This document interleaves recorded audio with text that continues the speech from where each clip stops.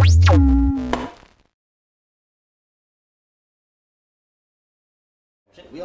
What up, what up, what up, what up? It's your boy Decent. Welcome to another dope edition of Popdust Presents. Today we got special guests in the building. I don't even want to call them guests because they're more like family. You know what I'm saying? We got the hottest duo, and I mean this, the hottest duo in New York City hip hop right now. Introduce yourselves. I can't even do it right now. I concur with that statement, number one. We go by the name of the YoungFellaz. I go by the name of Sho-Biz. And I go by the name of J. Storm. The YoungFellaz. Bronx and Brooklyn. New Rich is in the building. Yes, we are. Thank you for tuning in. Shout out to Haley Knox for doing a dope performance. Shout out to my boy Brent Butler for holding down the first segment. But it's hip hop time right now. So, Storm, Biz, I know y'all niggas. They don't know y'all. So, wow, it feels pretty liberating to be able to say that because I don't get to say that enough on the show.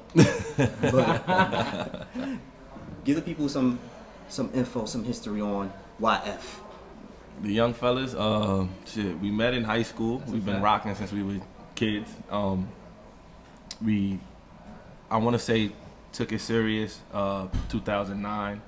We dropped our first mixtape called Back to the Basics. And, you know, it got picked up on live mixtapes, on Smash, among other publications. And we got introduced to a pretty well-known producer out in Europe, and from there we started touring, started creating music out there in Europe, and we've been rocking ever since. It's been a crazy ride, you know what I mean? I mean, y'all underselling yourself just a little bit. I guess because we pressed for time, y'all gonna give them the Cliff Notes version of y'all history. I mean, there's a lot. Talk shit, man. There's a lot that goes into like what the YoungFellaz like is, you know. It's like we've been killing shit for a long time. That's for a long time, you know what I mean? Like we've been blessed to like rock with like Snoop Dogg and Talib Kweli and Nipsey Hussle and George Clinton and Corey Guns, and just, I mean, from the underground to the mainstream, you know what I mean? We've gotten acknowledged from a lot of, you know, different MCs. So I just want to say we blessed to just, you know, do what we do, you know what I mean? Definitely. I appreciate y'all being here, man, because we definitely need energy like y'all on this platform, and not just on this platform, but in hip-hop in general. So, like you said, y'all been rocking for a long time, and, you know, going back to the days where I first met y'all, where I saw y'all pretty much put in the groundwork, doing everything yourselves, from album covers to, you know, organizing songs to doing your own PR and just pretty much establishing yourself. Now it seems like the climate of music is a little bit different, you know, when you're an indie artist. Like, that same, you know, grassroots sort of build isn't where it used to be. Right. There's a lot of corporate entities involved before you even get to a certain point. What's the difference between when you guys were trying to, you know, hit your stride, so to speak, and the climate of music right now if you're trying to get on? I mean, it's not. I think the streaming numbers. I think that's basically the biggest thing. The biggest difference is that. But it's kind of the same, because like, you still need to build that co-following regardless. Right. You know what I mean? I think that's still important. You know what I mean? Even for us doing it as long as we've been doing it, we constantly, I guess what keeps us going is we have to constantly reinvent ourselves over and over. Right? We got to stay, you know, ahead of the game. So, and that's just what we do. We stay ahead of the game. But yeah, you know, to go back to what you were saying, us doing it all ourselves, you know, our thing was always to just be independent, because we wasn't really understanding, you know, the concept of corporate companies coming in and taking a large piece of the pie and leaving us with just the scraps. It's like, make yourself the hottest shit in the world, then I'll come get you and make you a little bit hotter and take all your money. And take all your money. Now, one of the things that, you know, not just as a homie, but as a friend, that I've always admired about y'all is the fact that y'all New York to the death. You know what I'm saying? But your sound isn't just relegated to just being a New York sound. You know what I'm saying? Y'all have sounds that, you know, even at certain times could, you know, pass as quote unquote will be deemed as pop music. Not necessarily the sound, but, you know, the accessibility and, you know, it fits in with what goes on, but y'all don't compromise yourself. Right. What do you feel like is the crucial element to help y'all keep evolving? We just remain ourselves, you know what I'm saying? We don't fake nothing. You can't pull our card. We the same all the time. So it's like, when you remain yourself, you can't lose that way. You know what I'm saying? It's like, you know, we're inspired by people like Rockwalla who did the same thing, where he, you know, on the production side, where he did pop, he did hip hop, he did R&B, he did so many different sounds. So growing up, that's what we saw and that's what we understood. You know what I mean? So for us, you know, that's a fact. It just made sense for us to just, that's what we got. We got to bring that same diversity to the game. You know? Definitely. So, one of your records, well, one of your newer records, The Town, we actually featured on Popdust. Dope video, you know what I'm saying? Dope song, even though you still ain't shit. But nah, there's gonna be a lot of that in this episode. Like I said, I gave you your first like big hook though. Like you know that. Okay. We doing this? You know that though. That's a long time ago. Back to your song, The Town, you know, it's getting a lot of great feedback. You know, a lot of people are rocking with that record. Tell us, not just so much, you know, the origin behind, you know, the song itself, who produced it, you know. We actually did it like 2 buildings down at Quad. That's where we created the record, actually, you know. Yeah. You know, so shout out to Quad. Definitely a fact. But yeah, how did the whole record come about? I know, you know, it's easy to say that, you know, we sat in the studio, but I feel like with the type of artists that you guys are, there's always more to the story. There's more to that story. Oh. Like, for real. Yeah, because we got time today, bro. Yeah. You know, what's crazy is that when we did that, we did the beat. And, you know, so basically Brave did the beat. He did most of the beat. There was a certain sound that we wanted because we had came out with a record called Not At All. And we just wanted to drive into that sound. Right. So we just wanted it to be on steroids. So Brave came in and he pretty much did the skeleton of the beat. And then him Make a Dot, the guy who produced Not At All, he comes in and he just adds his touch to it. Oh my gosh, and it just took it to a whole nother level. It was intimidating, I'm be honest with you, because we couldn't even write to it in the studio. We sat on it for a while. We sat on it for a minute. That's interesting hearing that from y'all, because I've been in sessions with y'all and y'all just like... Nah, we be writing in 15, 30 minutes. We be getting full songs done. Yeah. But this particular record, I don't know, it was something about it that was just like, we got to take our time, like, you know, right? That's a fact. So we took it home and we literally wrote maybe 2 or 3 different songs. Yeah, it was the first song is the hook is different. I'm not even on the hook of the first song version of it was so we did it 3 times over and then finally got it right. And it was because we just wanted to do what we did on the record, where we both are on the chorus. We, you know, we have this back and forth element to it. It's interesting that you say it's intimidating, because once again, you guys have been making music forever, but this ties back into the whole concept of evolving. Like, do you feel like when you're in those stages of coming up with a new sound that you get intimidated by the fact that you kind of not only have to outdo yourself but outdo everybody else?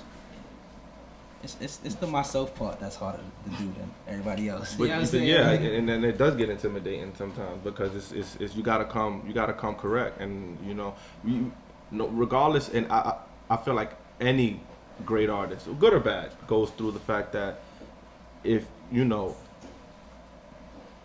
coming out and hearing what other people are doing, you want to make sure that your record is better than that, as great as possible. So that intimidating factor is there but we're real competitive at the same time. So like when we be hearing rappers, it's like somebody will come with a dope record, and you know, we're like, that's cool, that's alright, you know, and it'll be dope, it'll be a dope record. So you know that, but that's just to keep us on our edge, you know what I mean, to make sure we're doing what we need to do. That's a fact. You know, really like you'll hear some super dope shit and it's like, nah, I gotta get in the lab tomorrow. Like definitely. Like when Kendrick dropped the Control shit, like we were in the studio like, nah, it's not gonna happen, son. Like I'm not feeling that.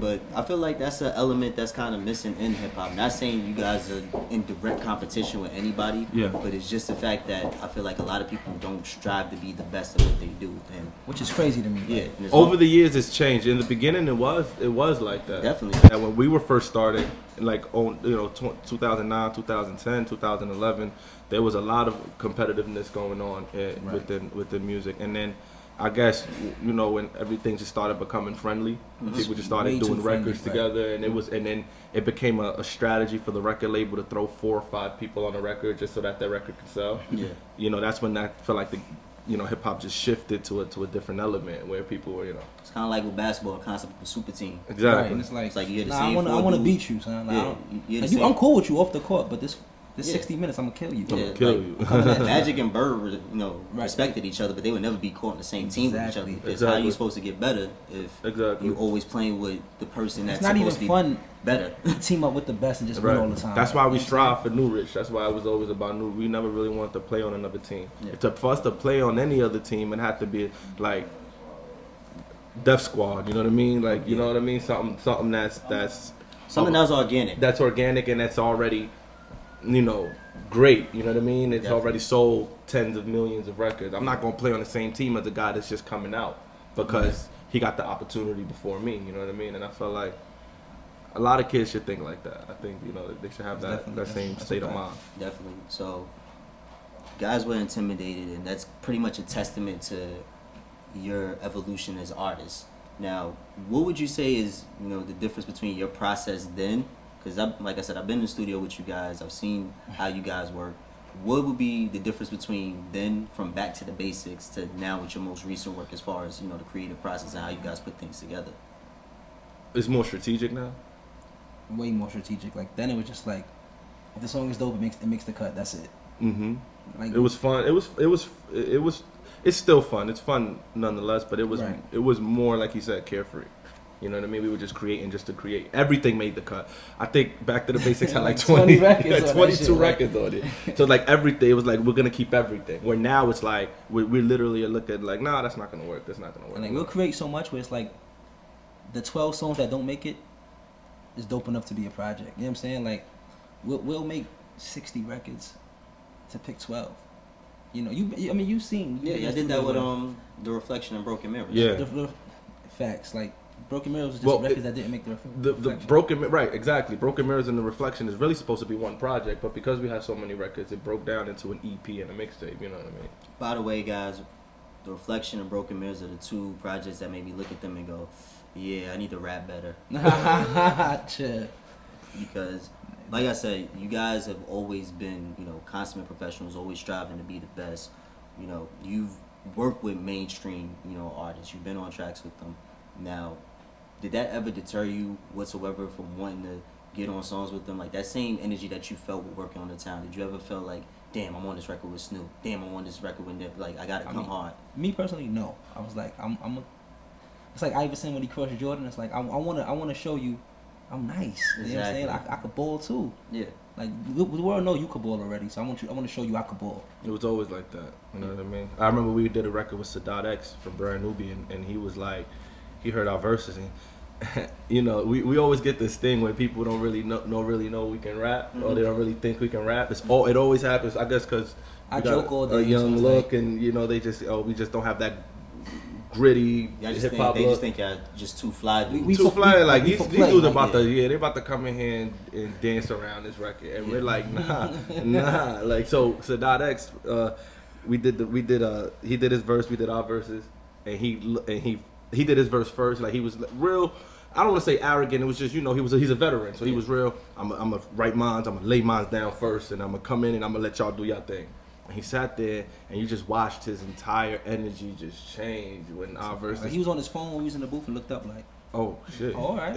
Y'all little niggas got some I shit. like that. Like, that's a fact. So, you know, that's always what we look for. We always look to I guess because it's been happening for so long, we always look to, you know, change the energy in the room. You know what I mean? Because the odds are always against it. Right, and it's like we go at each other. Like, I want my verse to be better than his all the time. And he wants his verse to be better than mine all the time. I mean, it never is, but he tries. So. Yo, right. You tripping. But, you know, speaking of, you know, people like Sadat X, and we kind of spoke a little bit about this off camera, you guys are in a unique position where, you know, you're more or less quote-unquote contemporary. You fit in with the landscape of hip-hop amongst, you know, your Kendricks, your Coles, you know, Big Sean's, Drake.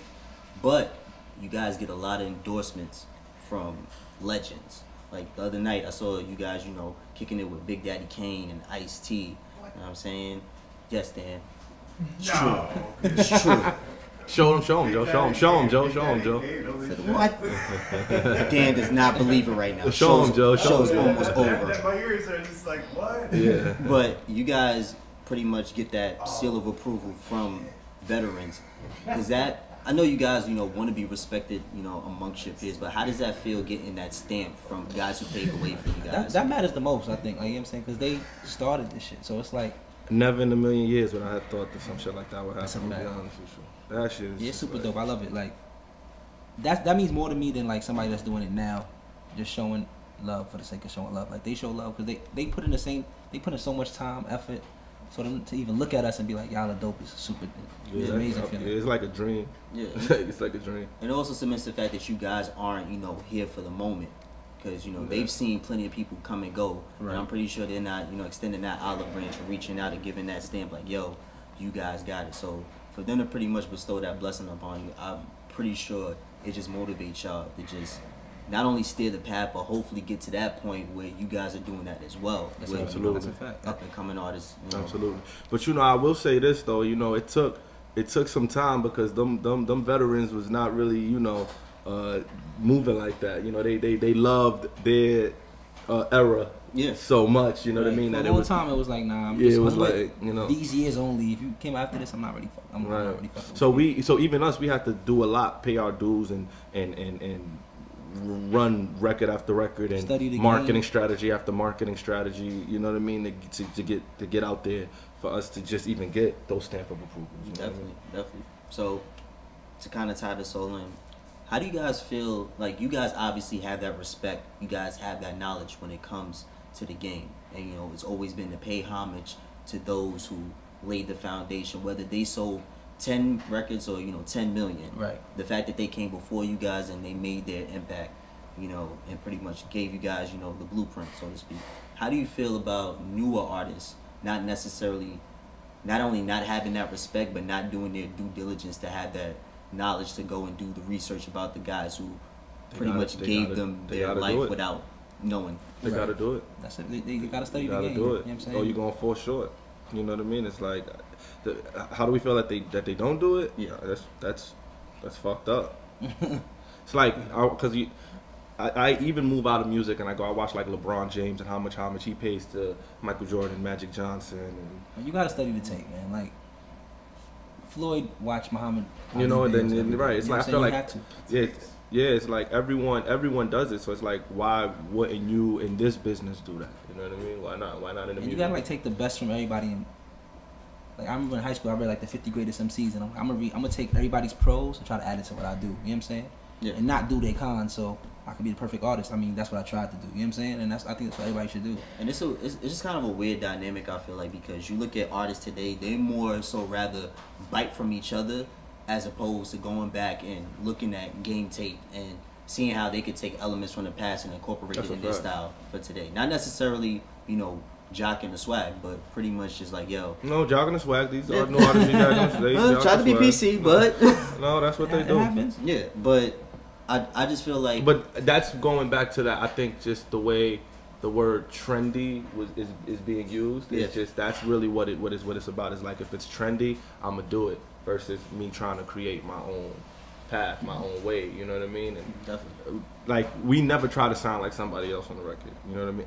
Unless it's a record that we're writing for someone else. You know what I mean? We never really try to do that. But I mean, there's instances where like you guys have like taken old records and flipped them, but that's more so to pay homage and to give Right, people exactly. yeah, we did insight into this is our DNA. yeah. We did a whole tape like that. We Like, call it the New York Times, where we flipped a bunch of '90s records Right. to pay homage to them. But that was different. That was to pay it's homage. paying homage. You You know know what I'm saying? It's not like these are our records right now. Nobody ever did these records, and Exactly. like it's paying homage. And it's like known records. It was like big records. It wasn't. Yeah. You know what I'm saying? So Yeah. people know.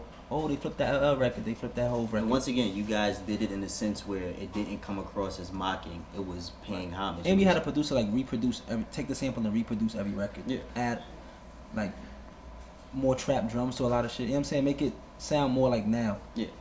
And that goes back to you guys' game plan of just always managing to stay true to the essence, but also bring it in. But I will say this: sometimes it worked and sometimes it don't. Because I'm not gonna say that it didn't work with the New York Times, but I will say that like for instance, right? I'll give you an example. It was supposed to get featured on Complex, and because of the style, they refused to post it. You know what I mean? So it's like you get the pros and the cons with it. So you know what I mean? So it's like, you know, shout out to Complex because it still did really great. You know what I mean? Yo, Regardless, Alex, I'm gonna come and see you. it still did really great I'm gonna come and regardless. see you, Alex. So it's Did like my boys dirty. I y'all don't care if you tripping. didn't work at Complex yet. You're bugging. You could have did something for my man.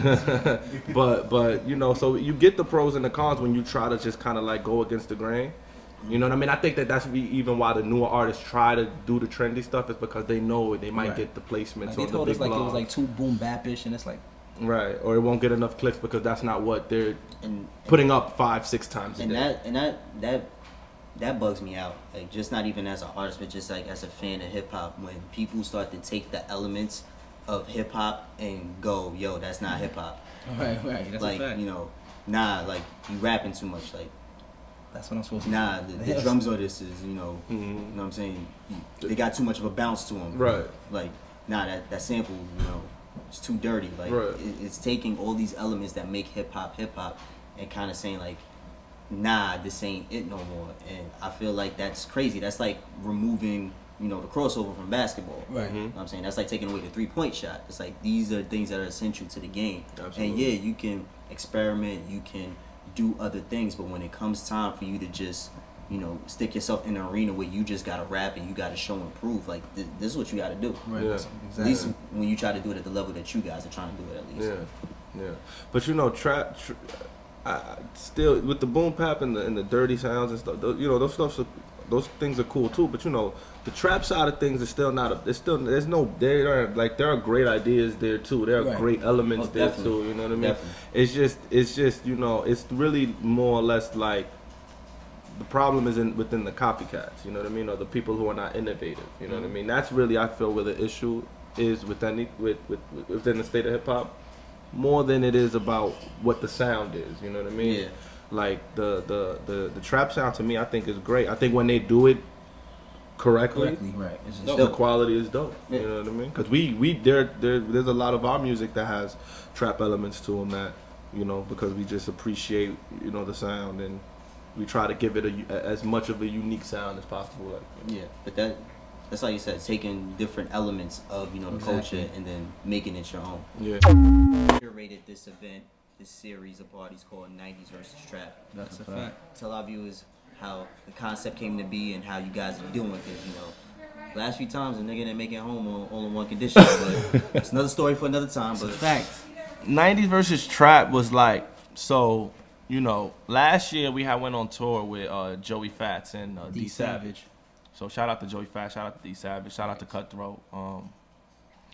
And we saw what the experience was like on tour, on the road, and what it was doing to, you know, like what the music was doing to the people. So we came back and we were like, yo, how can we Incorporate what we do to what we want to tour with, and make it fit New York, perfectly. right? Make it Exactly. New York, like not without having to go out of town and travel through 20, 30, 50, you know, states, you know, or even to Europe, you know what I mean? Like just here in New York, how can we do that? So we, a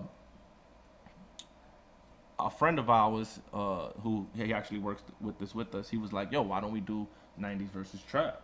And we were like, why not? You know what I mean? He was, you know, and because our friends kept telling us like, yo, you know, like y'all feel like y'all like are that gray area that sits in between the two, where y'all compliment both sides of the spectrum. Right. So it was like, yeah, that's a no-brainer. Why not? And at the time, we had just connected with Rockwaller, and he's our music director. So he you know, make sure that the quality is at a certain stature before we put it out. So it was like, you know, we'll get him to come represent the 90s, and he'll DJ a set.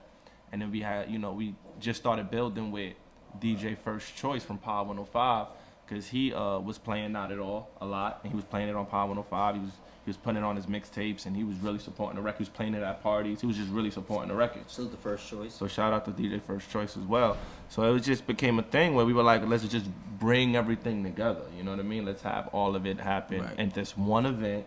And we started at Katra on Bowery, and we did about 2 there, and then it was cool, but we still didn't get that experience of like live performance.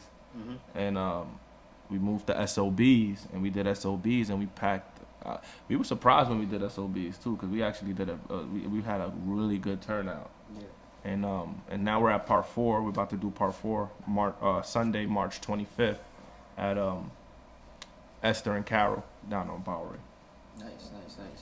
So, with you guys having this experience of kind of towing the line and merging 90s and trap and, you know, incorporating the performances now, what are some of the things that you would like to see come from 90s versus trap moving forward? It's like unity of like, cause it's like, we got everything in the city. You know what I'm saying, like my homeboy Gene be saying, like he played me everything new from trap to 90s. You know what I'm saying, like 90s style new shit, trap new shit, and it's like we want to unify everybody in the city to come out, like premiere their records with us. You know what I'm saying, like have a good time, and it's all love. Yeah, it's a fact. At the end of the day, that's what we really want. Yeah, and it's exciting because like we have like Eric Sermon who wants to be a part of it. Like everybody who hears about it and sees what we're doing, you know, they want to be a part of it. You know, from the veterans to the younger guys, the newer guys as well. You know what I mean? Like at Sho-Biz, we had a bunch of new talent, up and coming talent that came and they showcased their music, you know, on stage. So it's about, so we really want to make it to be like you know, festival style, almost like a Made in America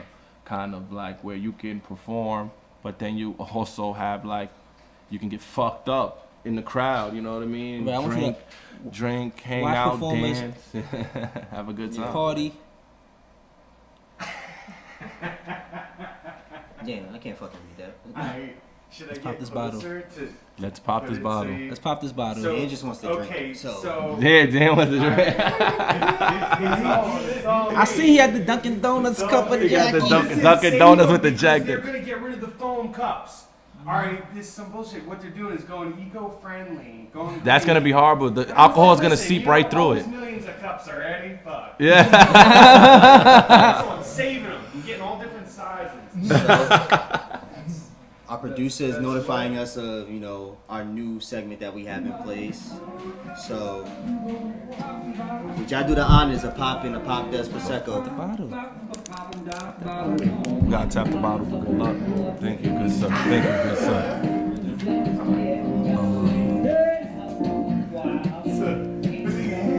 Yo, remember that time we was in the spot and I couldn't open the bottle? It was mad hard to open, son. That's why let's don't do it. I don't want to look crazy on camera. I almost broke my thumb. You gotta relax, man. My You gotta thumb, relax. son, it was like, must have been glued or something. I couldn't open the bottle. I was looking crazy. It's not funny. It was sad, man. You can get hurt, you know. My thumb was hurt. Shout out to Popdust.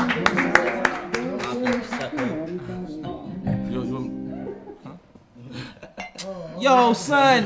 Yo, shout out to Drink Champs, Nori. Shout out to Drink Champs. I gotta get this right. Boy like James I gotta Bond, get this right. I son. gotta get it right. Hold on. You gotta put a towel over your arm like Alfred.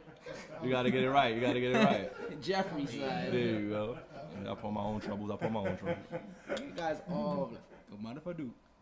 Pour some for Dan, man. Dan the man. Dan the man. I'll put myself right in the mix. Dan the man. Don't worry, I'm just gonna be like, I'm gonna pop my bottle and grab this back. Thanks. There you go. Grab this back. I'm bugging. Listen, y'all, man, for being on the show. Nah, man. Nah, Appreciate y'all, thank brothers. y'all for having us. That's a fact. We super appreciate Close this. out with one more. Yeah. We got not at all. Not All at all. right, man. Thank you. So, Before we close out, one thing we want to just say is, you know, to these kids out here, when they tell you can't do it, don't believe that shit. You know what I mean? Do what it is that you want to do, how you want to do it, and what makes you happy. You know what I mean? They told us we couldn't do it. They asked us Move out of New York. They asked us what kind of deal do we want, and we grew up on Bad Boy and Rockefeller and Murder Inc. and all of these people who we saw got label deals. And shout out to Empire Distribution because they gave us our own label deal after we won a Grammy out in Norway. We forgot even to mention that. That's some subtle stunting shit he just did, right? We forgot to mention that. So shout out to Empire Distribution for holding us down, and they give us the opportunity to put our music out, you know what I mean, and showcase it to the world. So, you know, that happened just off pure belief in what it is that we were doing and how we wanted to do it. So shout out to that, you know what I mean? Make sure that y'all youngins do the same thing, you know what I mean? Yo, and we got new music coming out really soon. Really soon. So, you know, we just want to say it here, you know, shout out to Rockwilder, Eric Sermon, the whole Def Squad and everything that, you know, is going on over there because, you know, it's about to be a crazy 2018, you know what I mean? Shout out to Decent, shout out to Brent, man. Shout out to the whole Popdust. Everything y'all got going on right here. This is Super dope, man. Make sure y'all plug all your stuff. We're up, know humbled where they to can be find here, you. man. Oh yeah, Instagram at the YoungFellaz. Everything is at the YoungFellaz. DAYOUNG. DAYOUNG. We FELLAZ. never even practiced that. That was crazy. Finesse, Sounded my good. nigga, finesse. Sounded good. But you give it away when you. Nah, I want them when to you know say- we didn't practice that. That's good. We retarded, sounded bro. You good. should have just let us rock. That's it for here. That's a Popdust. We're gonna finish this Popdust Prosecco. We see you next Oh Wednesday. yeah, we about to definitely Yeah. finish this. Fact. Oh yeah.